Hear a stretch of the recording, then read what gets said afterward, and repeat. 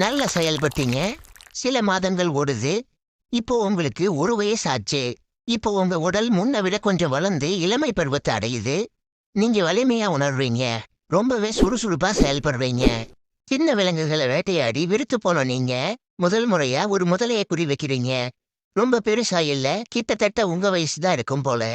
தாக்குதலை தொடங்க சரியான தூரத்துல இருக்கிறது ரொம்ப முக்கியம். சத்தம் போடாம கிட்ட நெருங்குறீங்க. அந்த முதலை உங்களை கவனிக்கல. அது உங்க சகோதரன் தான். கிட்ட போய் கொஞ்சம் ஷேர் கேட்கலாமா? இனிமே முடியாது.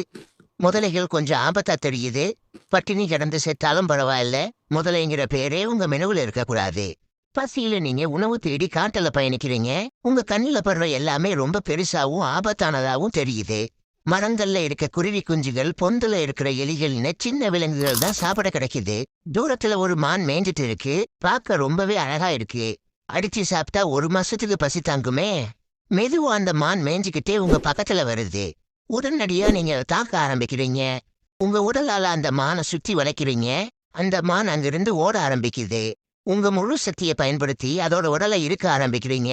ஆனா அந்த மான் உங்களை கடுமையா தாக்குது.